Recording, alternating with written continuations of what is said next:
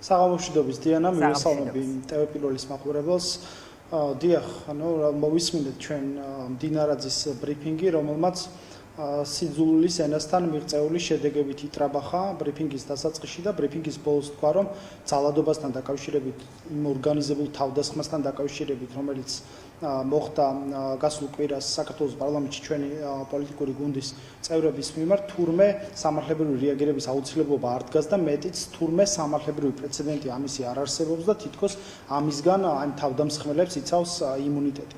ეს იყო პირდაპირი ფორმით შეგვიძლია ვთქვათ, რომ ამ დანაშაულის შესაძლო ერთ-ერთი თანაორგანიზატორის და წამქეზებლის მიერ საკუთარი თანაგუნდელების მის მიერ დაორგანიზებული და წაქეზებული დანაშაულის დაფარვის, ჩაფარცხვის უნიჭო მცდელობა და იმდენი იურიდიული სისულელე მოვისმინეთ და აბსურდი, რომ წარმოუდგენელია ახლა ამას პუნქტობრივად რო არ უპასუხოთ. საკითხი ნომერი 1. არ ვიცი, ახლა ძალიან კარგად აქვს ალბათ ბატონ დინარაძის კონსტიტუციად საკითხული სისხლის სამართლის საპროცესო კანონმდებლობაც და პარლამენტის რეგლამენტიც იმუნიტეტი დანაშაულის პასუხისმგებლობისგან არათავისუფლებს აბსოლუტურად არ არის. საქართველოს კონსტიტუციით იმუნიტეტი ეხება პარლამენტის წევრის დაკავებას, მისი პირადი და საცხოვრებელი თუ ავტომანქანის ჩხრეკას და მის დაპატიმრებას აქვე ღონისძიების სახით. სხვა შემთხვევაში არანაირი იმუნიტეტი სისხლის სამართლებრივი პასუხისმგებლობისგან არავისუფლებს არც ერთ თანამდებობის პირს და მათ შორის რა თქმა უნდა არც საქართველოს პარლამენტის წევრს. ამიტომ თავისუფალია დღეს პროკურატურა გამოძიების დაწყებაში და ადამიანების სისხლის სამართლებრივი პასუხისმგებლობის დაკისრებაში, რაც სისხლის სამართლებრივი დევნის დაწყებით უნდა გამოიხატოს იმ თავდამსხმელების მიმართ, რომლებმაც განახორციელეს ეს ორგანიზებული თავდასხმა ჩვენი თანაგუნდელების მიმართ. საკითხი ნომერი 2. მე რაღაც კვალიფიკაციასთან დაკავშირებით იყო პრობლემა. მე შეგახსენებთ, რომ ამ ადამიანებს 2025 წელს თავად აქვთ სისხლის სამართლის კოდექსში დანაშაულად კრიმინალიზებული სახელმწიფო პოლიტიკური თანამდებობის პირებზე თავდასხმა და ზუსტად აი ამ კვალიფიკაციით თავიანთი დაწერილი კანონმდებლობით ადრე თუ გვიან ამ ადამიანებს, რომლებიც ამ თავდასხმაში ორგანიზებულ თავდასხმაში ჯგუფურად მონაწილეობდნენ, მოუწევთ სისხლის სამართლებრივი პასუხისმგებლობის დაკისრება და ეს არის სისხლის სამართლის კოდექსის 353 სეკუნდა მუხლის მეოთხე ნაწილი, რომელიც არის განსაკუთრებით მძიმე კატეგორიის დანაშაული, იმიტომ რომ ითვალისწინებს 10 წელზე მეტი ვადი თავისუფლების აღკვეთას და რომელსაც დევნის ხანდაზმულობის პასუხისმგებაში მიცემის ხანდაზმულობის 30 წლიანი ვადა აქვს. მესამე მნიშვნელოვანი საკითხი. არსადო მსოფლიოში პრეცედენტი არ დაფიქსირებულა, რომ პარლამენტში ჩხუბსოს შესაბამისი სამართლებრივი რეაგირება. კი ბატონო, გამოძიება არ იწყება, მაგრამ თუ იწყებაო, ეს არ სრულდება, მოკლედ პასუხისმგებაში არავინ მიეცემა. აგერ მაგალითად სამხრეთ საბერძნეთში იყო აი უახლოეს პერიოდში მაგალითად 2022 წელს, როდესაც მოძალადე დეპუტატი მისცეს სისხლის სამართლებრივი პასუხისმგებაში 2019 წლის кейსთან მიმართებით. მოძალადე დეპუტატი ზოგადად თუ პარლამენტში ძალადობის შემთხვევაზე?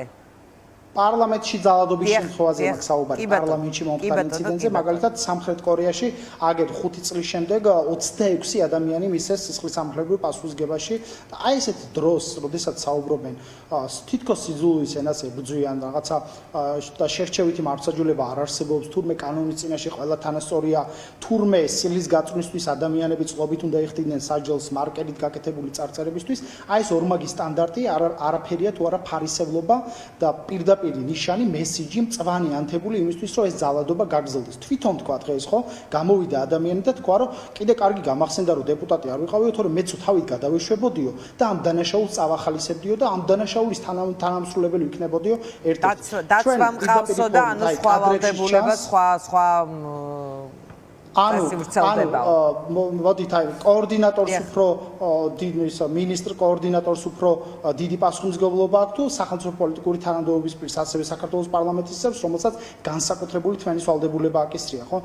წარმოუდგენელია, როგორც ცდილობს ეხლა თავისი დაორგანიზებული სავარაუდო და წაქეზებული დანაშაული, წაქეზება არის სისხლის სამართლის კოდექსში თანამსვლელობის ერთ-ერთი სახე, როდესაც ადამიანი სხვა ადამიანებს დაიყოლიებს დანაშაულით ჩასადენ. ზუსტად ამას ვადევნებთ ჩვენ. ის ლაპარაკობდა რომ შარაშიძეს ჰქონდა კომუნიკაცია სატელეფონო, რაღაც თქვენ იყავით პირიქით წაქეზებულები და ეს თქვენს მიერ დაიხდიახ. აი ამ სამართლებრივ ბაქი ბუქში თავად დაადასტურა ამ ადამიანმა, რომ შარაშიძის მწვავე გამოსვლამ გამოიწვია გამოიწვია მათი ფიზიკური თავდასხმა, რომელიც დაორგანიზებული იყო და ჩატში გაწემული. სხვა ფარულავას ინციდენტი ხო არ უხსენებია ამ დროს. შარაშიძესო დაურეკესო, ანუ წარ deep state-დან ალბათ და მისცესო დავალებაო, რომ წავე გამოსვლა ქონოდაო და მან პირდაპირ აღიარებითი ინფორმაცია მიაწოდა ფაქტობრივად გამოძიებას, რომ რეალურად შარაშიძის წავე გამოსვლას მოყვა ეს ყველაფერი. ჯერ ერთი ამ დანაშაულის რაღაცა სამართლებრივი შეფასების ნაწილში მდინარეზე საერთოდ არ უნდა იყოს ჩართული, იმიტომ რომ მისი როლიც გასარკვევია ნორმალური ობიექტური გამოძიების პირობებში, იმიტომ რომ ჩვენ პირდაპირ ხედავდით კადრებს, როგორ აძლევდა ერთ-ერთ ძალადობაში მონაწილე პირს, ლევან მაჭავარიანს მითითებებს და რაღაცა წარმოუდგენელ კონსპირაციის თეორიებს აგებდა და კიდევ ერთ მნიშვნელოვან ფაქტს მინდა ხაზი გაუსვა, რასაც ხშირად ვაწყდებით ახლა ტროლბოტების მეშვეობით, რომელიც ახალისებულია ხელისუფლების მხრიდან, თითქოს რაღაცა ნაცურ პროვოკაციას ჰქონდა ჩვენი მხრიდან ადგილი. ანუ ჯერ ეს სიტყვა წყობად წარმოუდგენელია, გიგა ფარულავას ვინც იცნობს, რა ვიცი, ამაზე მშვიდი, გაწონასწორებული, სრდილობიანი ადამიანი და მისი წყობილებიდან გამოხვა, წარმოუდგენელი რამეა და თუ ესენი ფარულავა კონკრეტულ მომენტში მას დისკუსია ქონდა ჩვენ ჟურნალისტთან, რომ ფარულავა იყო პირველ წყარო. დიახ. დავასრულებ თუ შეიძლება, თუ მათ აქვთ აი რეალური კადრები. ჩვენ მათგან განსხვავებით გვაქვს და ამას აუცილებლად იხილავს საზოგადოება. დადონ კადრი, როგორ აპროვოცირებს გიგა ფარულავა აი ამ ადამიანებს. და მე მეცაც გეტყვით, ნაც პროვოკატორები კი არა, აი სიძულვილის ენა, რაც სუფევდა დარბაზში, აი მართლა გადახედონ საკუთარ განცხადებებს, ზავრადაშვილიდან დაწყებული, მათიკაშვილით გაგრძელებული და ამორალური განცხადება, რაც გააკეთა იმან ზარქუამ. აი ამ ადამიანების ამორალურ განცხადებებს შეხედონ და მე ვილაპარაკონ სიძულვილის ენაზე და პროვოკაციაზე და მე მეცაც გეტყვით, ნაცური პროვოკაციები კი არა. გიგა ფარულავას და მის ძმას და ამ ოჯახს რო გაკეთებული აქვს აი ოცნებისთვის. თვითონ რო ადვოკატობდნენ ვანო მერაბიშვილის ოჯახს მაშინ და კეზერაშვილის გარემოცვას. აი რო ეს ადამიანები იყვნენ ნაცები მაშინ. ვასილ ჩიგოგიძე, რომელიც ინციდენტში ერთ-ერთი მთავარი ფიგურანტი იყო და დერეფანს კეტავდა, რომ ფიზიკური თავდასხმა განეხორციელებინათ გიგა ფარულავაზე და ჩვენს თანაგუნდელებზე. როდესაც გიგა ფარულავა ებრძოდა ნაცმოძრაობას, ვასილ ჩიგოგიძე ბიძინე ივანიშვილის ბანკი ქართულს გაკოტრებაში იყო ბრალდებული. აი ესეთი ადამიანები ესხმოდნენ დღეს თავს, რომელ ნაცურ პროვოკაციაზე ლაპარაკობენ, ნაცებით გამოკეტილი პარლამენტი გადახედონ თავიანთ შემადგენლობას მართლა. დაიწყონ გოჩა ენუკიძე და გავიდნენ იმაში ანზორაბელ ქვაძემდე.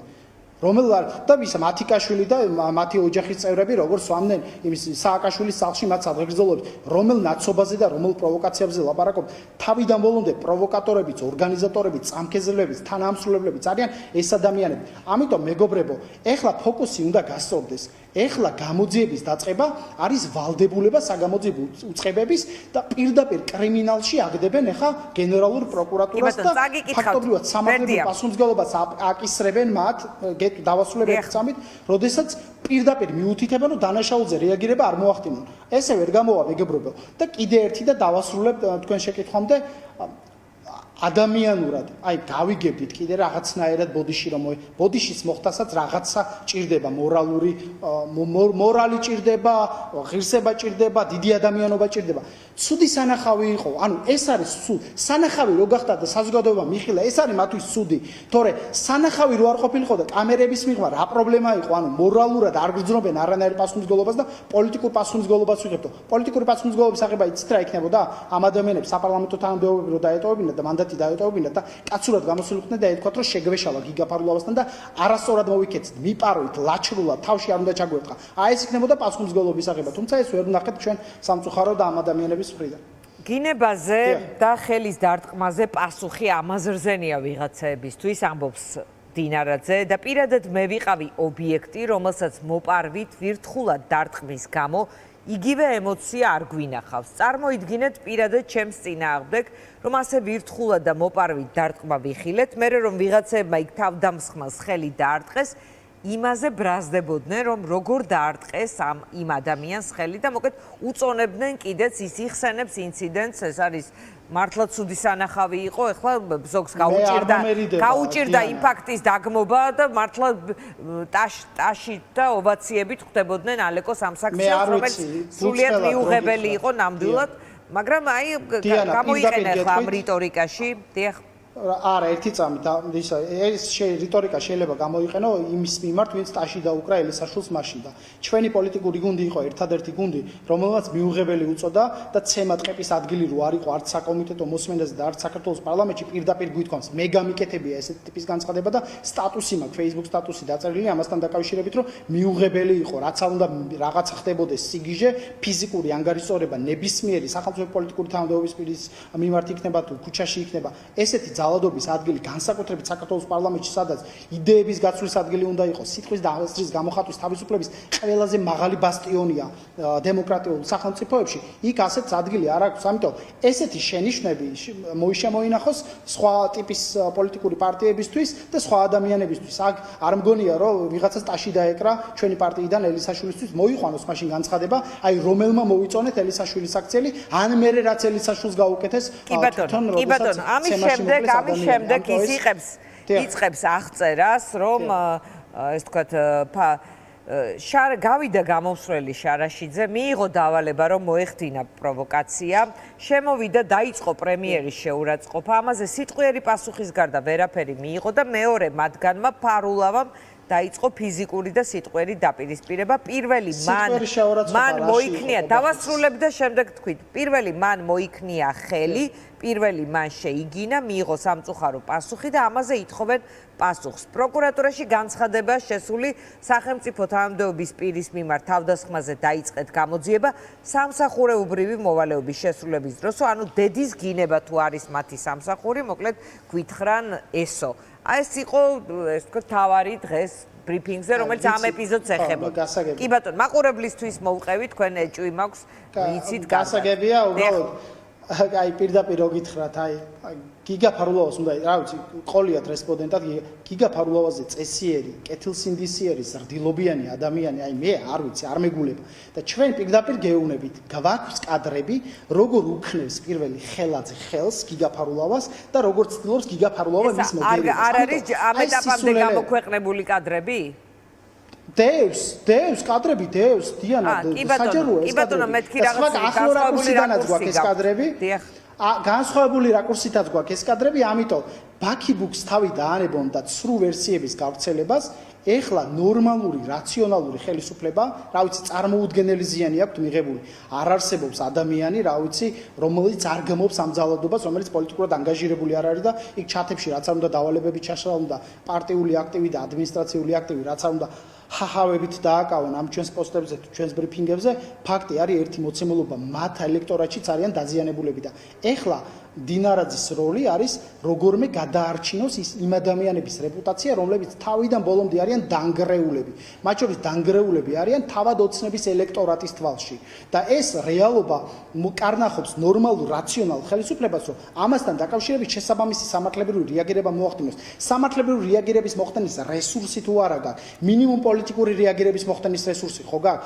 როგორ შეიძლება არჩილ გორდულაძე იკავებდეს იურიდიული კომიტეტის თავმჯდომარის თანამდებობას ან ფრაქციის მოადგილე იყოს ლევან მაჭავარიანი რომელიც პირდაპირ ჩართული იყო ჩვენ აი კიდევ ერთხელ გამეორდები რა არჩილ გორდულაძე რაც არის ან ლევან მაჭავარიანი რაც არის ყველამ ვიცით მაგრამ ჩვენ ყველაზე მეტად დაგვწყდა გული ადამიანებზე რომლებსაც სიხარული მოუგლიათ მართლა ამ ქვეყნისთვის ტაში დაგვიკრია ამ ადამიანებისთვის და მთელი საქართველოს უამაყია მათი მიღწევები და მათი მიღწევები არის თითოეული ჩვენგანის მიღწევა და წარმატება და ბედნიერება რა თქმა უნდა მაგრამ ამ ადამიანებმა იმის ნაცვლად რომ საკუთარი ძალა სპორტული მიღწევები გამოეყენებინათ იმისთვის რომ დაეშოშმინებინათ ეს ადამიანები პირიქით რა ვიცი მიეპარნენ და ფიზიკურ თავდასხმაში მონაწილეობდნენ გიგა ფარულოვას მიმართ და სხვა ჩვენ თანამგუნდელების მიმართ ამიტომ რაც არ უნდა ცდელობა კონდეს ახლა აი ამ ადამიანებს რომ გაასაღონ თითქოს გიგა ფარულოვამ რა ვიცი ოლიმპიური ჩემპიონებს ფიზიკური შეურაცხყოფა მიაყენა და რაღაც ასწაული გააკეთა მაშინ ჩამოიღონ ის ოლიმპიური მედლები და გადასცენ გიგა ფარულოვას რა დიდი მადლობა